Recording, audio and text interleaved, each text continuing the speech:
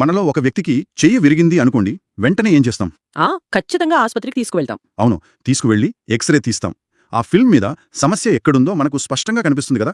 Doctor కూడా కేవలం అటు చూపిస్తూ, ఇదిగో ఇక్కడ ఎముక విరిగింది, దీనికొక కట్టు కట్టాలి అని చాలా సులభంగా చెప్పేస్తారు. నిజమే, భౌతికంగా కనిపించే వాటికి పరిష్కారం వెతకడం చాలా ఈజీ. కానీ మన జీవితంలో వచ్చే ఆర్థిక సమస్యలు లేదా మానసిక కష్టాలు, విపరీతమైన ఒత్తిడి, ఇలాంటివి ముంచుకొచ్చినప్పుడు ఆ ఎక్స్రే ఎక్కడ తీయాలి? అసలు ఆ సమస్య ఎక్కడుందో చూపించే స్పష్టత మనకు ఎక్కడ దొరుకుతుందంటారు? అంటే అది చాలా కష్టమైన ప్రశ్న.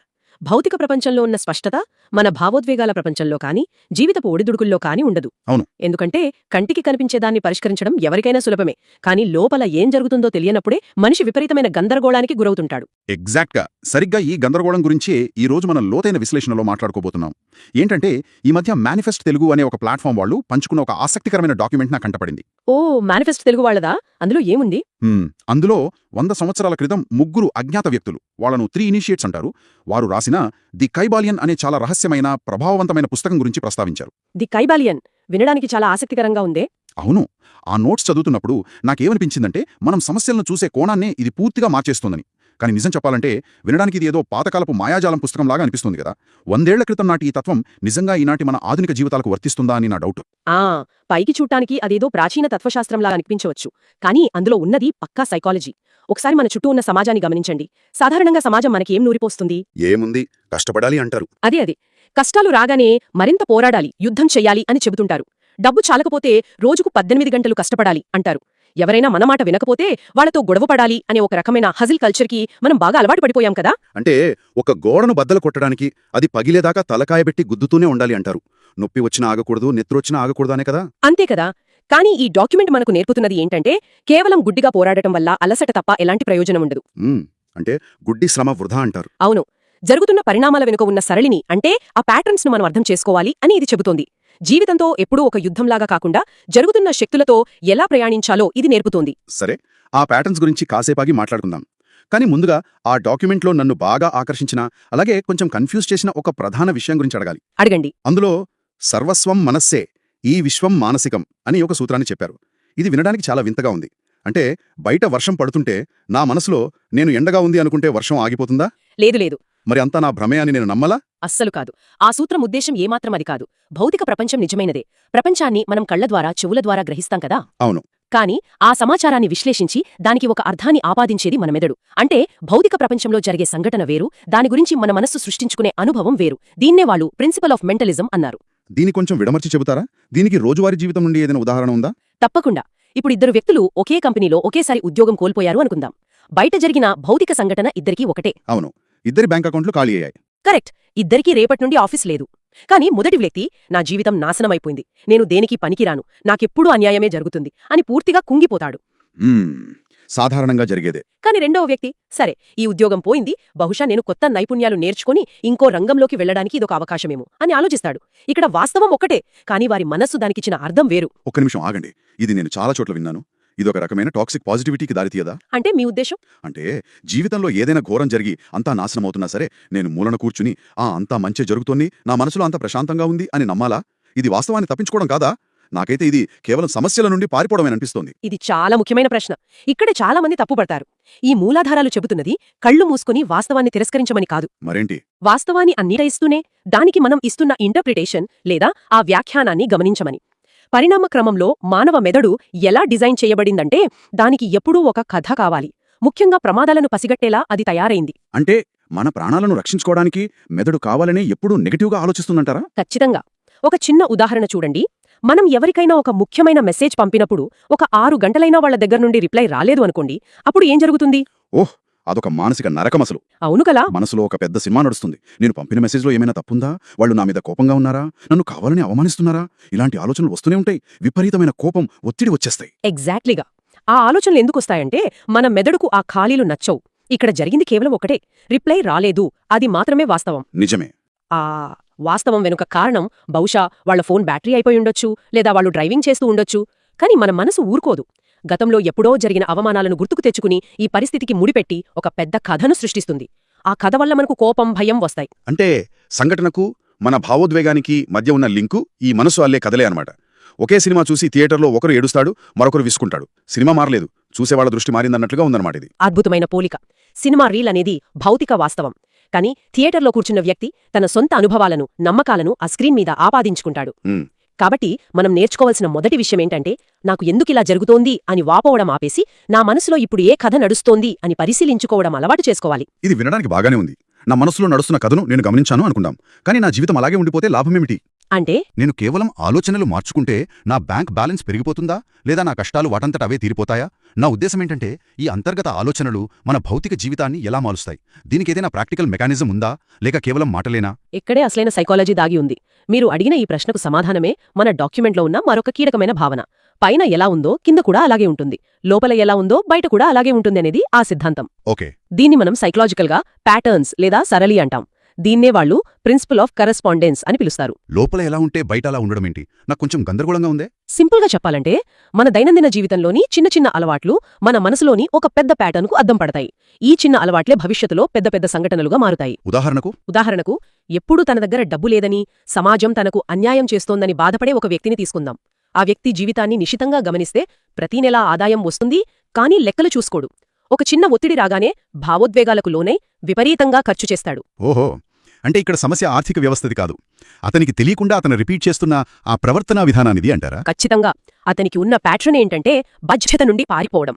ఆ ప్యాట్రన్ మారనంత వరకు అతనికి ₹1 కోటి లాటరీ తగిలినా కొన్ని రోజుల్లోనే మళ్లీ అప్పుల పాలవుతాడు. అవును, ఇది చాలా మందిలో చూస్తుంటాం. అలాగే సంబంధాల విషయానికొస్తే, కొందరు వ్యక్తులు అందరూ తమను వాడుకుంటున్నారని, అగౌరవపరుస్తున్నారని ఎప్పుడూ ఏడుస్తుంటారు. అవునవును, ఇలాంటి వాళ్లను మనం చాలా మందిని చూస్తుంటాం. వాళ్ళెప్పుడూ తామే బాధితులమన్నట్లుగా మాట్లాడతారు. దానికి కారణం కూడా వారి అంతర్గత ప్యాట్రన్.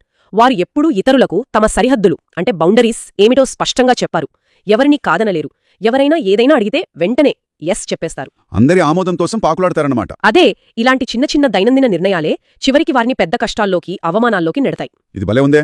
అంటే ఇక్కడ అసలు విషయం ఏంటంటే, ఒక పెద్ద పడవ సముద్రంలో మునిగిపోవడానికి ఒక పెద్ద సునామీనో సుడిగుండమో రావాల్సిన అవసరం లేదు. పడవ అడుగున ఉన్న ఒక చిన్న చిల్లును గమనించకుండా వదిలేస్తే కొన్నాళ్లకు ఆ చిన్న చిల్లుగుండా నీరు చేరి ఆ పెద్ద పడవే మునిగిపోతుంది. మన దైనందిన నిర్ణయాలే ఆ చిన్న చిల్లు అనమాట. మీరు చెప్పిన ఈ పడవ పోలిక 100% సరిపోతుంది. ఆ చిన్న చిల్లును మీరు పట్టించుకోకపోతే అది మీ పడవలోని వ్యవస్థ మొత్తాన్ని ప్రభావితం చేస్తుంది. మీరు ఎంత వేగంగా పడవ నడిపినా, ఇంజిన్ ఎంత బలంగా ఉన్నా సరే, ఆ చిల్లు వల్ల పడవ మునగడం ఖాయం. అవును, అప్పుడు సముద్రాన్ని నిందించి లాభం లేదు. ఎగ్జాక్ట్గా. దీన్ని కొంచెం ముందుకు తీసుకెళ్దాం. ఆ చిల్లును పూడ్చడం అంటే ఏమిటి? ఇప్పుడు విజయవంతం కావాలని గొప్ప గొప్ప కలలు కంటూ ప్రతిరోజు 3 గంటలు సోషల్ మీడియాలో గడిపే వ్యక్తున్నాడనుకుందాం. అతనికి కేవలం మోటివేషన్ లేకపోవడం వల్ల అలా చేస్తున్నాడా, లేక దానికి కూడా ఈ అంతర్గత ప్యాటర్న్స్కు లింక్ ఉందా? మోటివేషన్ అనేది ఒక తాత్కాలిక భావోద్వేగం మాత్రమే. ఈ రోజు ఉదయం ఉంటుంది, సాయంత్రానికి ఉండదు. కానీ ప్యాటర్న్ అనేది మీ జీవితపు పునాది. అంటే సోషల్ మీడియా వాడకం వెనక కూడా ప్యాటర్న్ ఉందంటారా? అవును. సోషల్ మీడియాలో 3 గంటలు గడపడం అనేది అసౌకర్యాన్ని భరించలేకపోవడం అనే ఒక అంతర్గత ప్యాటర్న్కు ప్రతిబింబం. ఒక కష్టమైన పని మొదలు పెట్టగానే మెదడుకు కాస్త ఇబ్బందిగా అనిపిస్తుంది. ఆ ఇబ్బందిని భరించలేక వెంటనే డోపమైన్ కోసం ఫోన్ తీసి సోషల్ మీడియా ఓపెన్ చేస్తారు. నిజమే. మీరు ఒక చిన్న గంటను ఎలా వాడుతున్నారు, ఒక చిన్న బాధ్యతను ఎలా తీసుకుంటున్నారు అనేది మీ జీవితపు పెద్ద ఫలితాలను నిర్దేశిస్తాయి. అంటే ఇక్కడ మ్యాజిక్ ఏమీ లేదు. మన లోపల మనం ఎలాంటి నియమాలు పెట్టుకున్నామో బయట మన భౌతిక జీవితం ఆ నియమాల ప్రకారమే నడుస్తుంది. లోపల గందరగోళం ఉంటే మన బ్యాంక్ అకౌంట్లో, మన సంబంధాల్లో కూడా గందరగోళమే ఉంటుందన్నమాట. అక్షరాల అదే నిజం. బాహ్య ప్రపంచం రాత్రికి రాత్రే మారకపోవచ్చు, కానీ మీ అంతర్గత ప్యాటర్న్స్ మార్చుకుని చిన్న చిన్న విషయాల్లో మీ ప్రవర్తనను మార్చుకుంటే నెమ్మదిగా ఆ పడవ చిల్లు పూడుకుపోతుంది. మీ చుట్టూ ఉన్న పరిస్థితులు వాటంతటా అవే మారడం మొదలవుతాయి. అంతా బాగానే ఉంది. నా ప్యాటర్న్ ఏంటో నాకు తెలిసింది, నా పడవకు చిల్లు ఎక్కడుందో నాకు అర్థమైంది అనుకుందాం. కానీ ఉదయం లేవగానే ఎంతో ఉత్సాహంగా ఈ రోజు నేను నా ప్యాటర్న్ మార్చుకుంటాను అనుకుంటాం. అవును, చాలా మంది అనుకుంటారు. కానీ తీరా ఆ పరిస్థితి ఎదురవగానే మళ్ళీ పాత పద్ధతిలోనే ప్రవర్తిస్తాం. కోపం రాగానే అరిచేస్తాం. ఇదెందుకు జరుగుతోంది? నాకు తెలిసినా కూడా నన్ను నేను ఎందుకు కంట్రోల్ చేసుకోలేకపోతున్నాను? ఇది మానవ స్వభావంలో ఉన్న అత్యంత సాధారణ సమస్య. ఇక్కడే మన డాక్యుమెంట్లో ఉన్న మరో ముఖ్యమైన కోణం గురించి మాట్లాడుకోవాలి. ఆ నోట్స్లో ప్రతీదీ కదలికలో, కంపనంలో ఉంటుంది అని ఒక సిద్ధాంతం రాసి ఉంది. కదలికలోనా? అవును. ఇది వినడానికి ఏదో ఫిజిక్స్ క్లాస్ లాగా ఉండొచ్చు, కానీ దీని సైకాలజీకి అన్వయిస్తే మన స్టేట్ ఆఫ్ మైండ్ లేదా మానసిక స్థితి గురించి ఇది మాట్లాడుతుంది. దీన్నే వాళ్లు ప్రిన్సిపల్ ఆఫ్ వైబ్రేషన్ అన్నారు. మానసిక స్థితి మన ప్రవర్తనను అంతలా శాసిస్తుందా? నేనెన్నో పుస్తకాలు చదివి జ్ఞానం సంపాదించాను కదా, ఆ నాలెడ్జ్ నన్ను ఆపదా? ఖచ్చితంగా శాసిస్తుంది. మీ మనస్సు ఎంత గొప్ప విషయాలు నేర్చుకున్నా సరే, ఆ క్షణంలో మీ మానసిక స్థితి ఎలా ఉందో దాన్ని బట్టే మీ నిర్ణయాలుంటాయి. అంటే ఉదాహరణకు, మీరు ఆఫీస్లో రోజంతా కష్టపడి బాగా అలసిపోయి ఇంటికొచ్చారు. అప్పుడు మీ కుటుంబ సభ్యులు ఒక చిన్న మాట అన్నారనుకోండి, అది మీకు ఒక పెద్ద కొండలా కనిపిస్తుంది. వెంటనే కోపగించుకుంటారు. అదే ప్రశాంతంగా వీకెండ్ రోజున నిద్రలేచి కాఫీ తాగుతున్నప్పుడు అదే మాటంటే నవ్వి ఊరుకుంటాను కదా. సరిగ్గా అదే. మనిషి ఒక్కడే, పరిస్థితి ఒక్కటే, అవతలివారు అన్న మాట ఒక్కటే, కాని మారింది మీ స్టేట్ ఆఫ్ మైండ్. మీరు భయంలో ఉన్నప్పుడు మీ నిర్ణయాలు కుచించుకుపోతాయి, కోపంలో ఉన్నప్పుడు వినాశనకరంగా ఆలోచిస్తారు. ఇది ఫిజియోలాజికల్గా కూడా ప్రూవ్ అయింది కదా. అవును, మన శరీరంలోని నాడీ వ్యవస్థ అంటే నర్వస్ సిస్టమ్ ముప్పును పసిగట్టినప్పుడు కార్టిజాల్, అడ్రినలిన్ వంటి స్ట్రెస్ హార్మోన్లను విడుదల చేస్తుంది. ఆ రసాయనాలు రక్తంలో కలిసినప్పుడు మనం లాజికల్గా ఆలోచించలేము. ఇందాక మనం అనుకున్న మెసేజ్ ఉదాహరణ లాగానే కదా ఇది. ఒక ముఖ్యమైన వ్యక్తి నుండి మనం ఒకసారి మాట్లాడుకోవాలి, ఇది అర్జెంట్ అని మెసేజ్ రాగానే గుండె వేగం పెరుగుతుంది, అరచేతుల్లో చెమటలు పడతాయి. వెంటనే వాళ్ళకు కాల్ చేసి ఏమైంది, నేనేమైనా తప్పు చేశానా అని అడగాలనిపిస్తుంది. అవును, అక్కడ మీ నాడీ వ్యవస్థ ఫైట్ ఆర్ ఫ్లైట్ మోడ్లోకి వెళ్ళిపోయింది. మీ కంట్రోల్ మీ చేతుల్లో లేదు, ఆ హార్మోన్ల చేతుల్లో ఉంది. ఇక్కడే మనం ప్రతిచర్యకు అంటే రియాక్షన్కి మరియు స్పందనకు అంటే రెస్పాన్స్కి మధ్య ఉన్న భేదాన్ని లోతుగా అర్థం చేసుకోవాలి. రియాక్షన్, రెస్పాన్స్ వినడానికి రెండు పదాలకు పెద్ద తేడా లేదు కదా. సైకలాజికల్గా చూస్తే ఈ రెండిటికీ భూమికి ఆకాశానికి ఉన్నంత తేడా ఉంది. రియాక్షన్ అనగా ఒక ఆటోమేటిక్ ప్రాసెస్, నాకు భయం వేస్తోంది కాబట్టి వెంటనే ఏదో ఒకటి చెయ్యాలి అనుకోవడం. ఇది మీ పాత ప్యాటర్న్కు నిదర్శనం. దానికి ఎలాంటి బుద్ధిపూర్వకమైన ఆలోచన ఉండదు. కానీ రెస్పాన్స్ అనగా ఒక చాయిస్, నాకు భయం వేస్తోందని నేను గమనిస్తున్నాను, కానీ తదుపరి ఏం చేయాలో నేను ఆలోచించి ఎంచుకోగలను అనుకోవడం. అంటే కారు వేగంగా నడుపుతున్నప్పుడు అకస్మాత్తుగా ఏదైనా అడ్డు వస్తే భయంతో కళ్ళు మూసుకుని స్టీరింగ్ను అటూ ఇటూ తిప్పేయడానికి, ప్రశాంతంగా ఆలోచించి బ్రేక్ వేయడానికి ఉన్న తేడా లాంటిదా ఇది? ఎక్సలెంట్. ఆ స్టీరింగ్ను గుడ్డిగా తిప్పేయడమే రియాక్షన్, దానివల్ల కారు బోల్తా పడుతుంది. సరైన సమయంలో బ్రేక్ వేయడం అనేది రెస్పాన్స్. ఈ బ్రేక్ ఎలా వేయాలి మరి? బ్రేక్ వేయడం అనేది ఎలా చేయాలంటే, ఇందాకటి మెసేజ్ ఉదాహరణలో ఆ మెసేజ్ రాగానే వెంటనే రిప్లై ఇవ్వకుండా ఫోన్ పక్కన పెట్టి ఒక 10 నిమిషాలు వేరే గదిలోకి వెళ్లి దీర్ఘంగా గాలి పీల్చుకుని మీ నాడీ వ్యవస్థలు ముందుగా శాంతపరచాలి. అప్పుడు మీ లాజికల్ బ్రెయిన్ ఆన్ అవుతుంది. ఆ తర్వాత మీరిచ్చే రిప్లై కోపంతో ఇచ్చే రిప్లై కన్నా చాలా మెరుగ్గా ఉంటుంది. ఇది థీరీగా వినడానికి చాలా బాగుంది గానీ రియల్ లైఫ్లో, ముఖ్యంగా అత్యవసర సమయాల్లో ఎవరైనా మనల్ని అరుస్తున్నప్పుడు లేదా ఒక పెద్ద నష్టం జరిగినప్పుడు ఇలా ఆగి దీర్ఘంగా గాలి పీల్చుకోవడం సాధ్యమేనా? అది ప్రాక్టికల్గా వర్కౌట్ అవుతుందా? నాకైతే కొంచెం డౌట్గానే ఉంది. సారి మీరు ఆపలేకపోవచ్చు, కోపంలో పదం జారొచ్చు, కానీ రెండవసారి కనీసం 5 సెకండ్లు ఆగుతారు. ఓకే. నెమ్మదిగా ఆ పాజ్ ఇవ్వడం మీకు అలవాటవుతుంది. ఈ లోతైన విశ్లేషణల సారాంశమేమిటంటే, ప్రపంచాన్ని మేనేజ్ చేసే ముందు మీ మానసిక స్థితిని మేనేజ్ చేసుకోవడం నేర్చుకోవాలి. అద్భుతం. ప్రపంచాన్ని మేనేజ్ చేసే ముందు మన మానసిక స్థితిని మేనేజ్ చేసుకోవడం నేర్చుకోవాలి. ఇది చాలా శక్తివంతమైన వాక్యం. అయితే ఈ 3 విషయాలను, 1 మన ఆలోచనలు, అల్లే కథలు, 2 మన ప్యాటర్న్స్ లేదా చిన్న దైనందిన నిర్ణయాలు, 3 మన మానసిక స్థితి, ఈ మూడింటిని ఒకచోట చేర్చితే జీవితంలో ఎదురయ్యే అతిపెద్ద కష్టాలను ఎలా దాటవచ్చో మనం ఒక అంచనాకు రావచ్చు. కరెక్ట్. ఈ మూడింటిపై అవగాహన ఉన్న వ్యక్తికి, ఏ అవగాహన లేకుండా గుడ్డిగా పోరాడే వ్యక్తికి మధ్య ఉన్న వ్యత్యాసం ఇక్కడే స్పష్టమవుతుంది. ఒక బరువైన రాయిని కదపాలనుకోండి. ఒక వ్యక్తి తన బలమంతా ఉపయోగించి కండలు తిరిగేనా దాన్ని నట్టడానికి ప్రయత్నిస్తాడు, కానీ అది కదలదు, అతను అలిసిపోయి కింద పడిపోతాడు. అవును, ఇదే కదా మనం ఇందాక అనుకున్న హజిల్ కల్చర్. కష్టపడు, ఇంకా కష్టపడు, పోరాడు అని చెప్పడం. కానీ మన డాక్యుమెంట్లోని సూత్రాలు తెలిసిన రెండవ వ్యక్తి ముందుగా ఆగి ఒక అడుగు వెనక్కి వేసి చుట్టూ చూస్తాడు. కింద ఏదైనా అడ్డంకి ఉందా, ఏ కోణంలో నెడితే సులువుగా కదులుతుంది, ఏదైనా కట్టెను ఉపయోగించి లివరేజ్తో దీన్ని లేపొచ్చా అని ఆలోచిస్తాడు. స్మార్ట్గా ఆలోచిస్తాడు. రెండవ వ్యక్తికి మొదటి వ్యక్తి కంటే ఎక్కువ బలం ఉండాల్సిన అవసరం లేదు, కానీ అతనికి పరిస్థితి మీద, అందులో పనిచేస్తున్న శక్తుల మీద అవగాహన ఉంటుంది. అవగాహన లేని శ్రమ కేవలం అలసటను మాత్రమే ఇస్తుంది, విజయాన్ని కాదు. దీన్ని జీవితానికి అన్వయిస్తే, వ్యాపారం పెరగకపోతే నిద్ర మానేసి రాత్రింబవళ్లు పనిచేయడం ఒక్కటే పరిష్కారం కాదు కదా. మార్కెటింగ్ ఎలా ఉంది, కస్టమర్ ఫీడ్బ్యాక్లో ఉన్న ప్యాటర్న్స్ ఏంటి అని గమనించాలి. ఎగ్జాక్ట్గా. కుటుంబంలో సంబంధాలు దెబ్బతింటుంటే ఎదుటివారిని పదే పదే నిందించకుండా మన కమ్యూనికేషన్ ప్యాటర్న్స్లో ఉన్న లోపమేమిటో చూసుకోవాలి. మనం ఎదుర్కొంటున్నది గుడ్డి శ్రమతోనా లేక అవగాహనతోనా అనేది ముఖ్యమన్నమాట. మీరు చెప్పిన పాయింట్ చాలా ఖచ్చితమైనది, కానీ ఇక్కడ మనం ఒక అత్యంత ముఖ్యమైన హెచ్చరికను కూడా ప్రస్తావించాలి. చాలా మంది ఈ సైకలాజికల్ లేదా తాత్విక సూత్రాలను తీసుకుని జీవితంలో జరిగే ప్రతి చెడుకు తమనే తాము నిందించుకోవడం మొదలుపెడతారు. అంటే నాకు రోగం వచ్చింది, నేను నెగటివ్గా ఆలోచించడం వల్లే ఇలా జరిగింది అనుకోవడం లాంటిదా? సరిగా అదే. నా ఆలోచనల వల్లే ఆర్థిక మాంద్యం వచ్చింది, నేను నా ప్యాటర్న్స్ మార్చుకోలేదు కాబట్టే నాకు యాక్సిడెంట్ అయింది అనుకోవడం చాలా అవివేకం. ఇది ఒక ప్రమాదకరమైన ట్రాప్. సైకాలజీలో దీన్ని లోకస్ ఆఫ్ కంట్రోల్ అంటారు. అంటే మన చేతుల్లో ఉన్నవి మన చేతుల్లో లేనివి అని స్పష్టంగా అర్థం చేసుకోవటమా? అవును. జీవితంలో మన నియంత్రణలో లేనివి లెక్కలేనన్ని ఉంటాయి. ర్యాండమ్గా జరిగే సంఘటనలు, గ్లోబల్ ఎకానమీ, జెనెటిక్గా వచ్చే ఆరోగ్య సమస్యలు, లేదా మరొక వ్యక్తి తీసుకునే మూర్ఖపు నిర్ణయాలు, ఇవేవీ మనం కంట్రోల్ చేయలేము. నిజమే, మన చేతుల్లో లేనివి చాలానే ఉంటాయి. కొన్నిసార్లు నిజంగానే దారుణమైన అన్యాయాలు జరుగుతాయి. మన డాక్యుమెంట్ ఉద్దేశం ఏంటంటే, మనం మార్చలేని ఆ బాహ్య సంఘటనల గురించి వాపుతూ కూర్చునే కంటే మన నియంత్రణలో ఉన్నవాటిపై, అంటే మన ఆలోచనలు, మన ప్యాటర్న్స్, మన స్పందనలపై దృష్టి పెట్టడం. దాన్ని బట్టి చూస్తే ఈ మూలాధారాలు మనకు నేర్పుతున్న అసలైన విద్య ఏమిటంటే అనవసరమైన పోరాటాన్ని ఆపడం. అవును. జీవితంలో అలుపు రావడమంటే మనం ఎప్పుడు ముందుకు వెళ్తున్నట్టు కాదు, కష్టపడ్డమంటేనే గెలుస్తున్నట్టు కాదు. గుడ్డిగా పోరాడే బదులు అందులోని శక్తులను అర్థం చేసుకోవాలి. నిజమైన విజ్ఞత అంటే ఏంటంటే, ఏ సమస్యకు కష్టపడి పని చెయ్యాలి, ఏ సమస్య దగ్గర సహనంతో ఒక అడుగు వెనక్కి వెయ్యాలి, ఎప్పుడు పాత ప్యాటర్న్ను వదిలేయాలి, ఎప్పుడు దిశ మార్చుకోవాలి అని తెలుసుకోవడం. ఎక్సలెంట్. ఈనాటి మన విశ్లేషణ శతాబ్దాల క్రితం నాటిది కైబాలియన్ జ్ఞానాన్ని మన ఆధునిక మానసిక సమస్యలకు ఎంత అద్భుతంగా అన్వయించవచ్చో నిరూపించింది.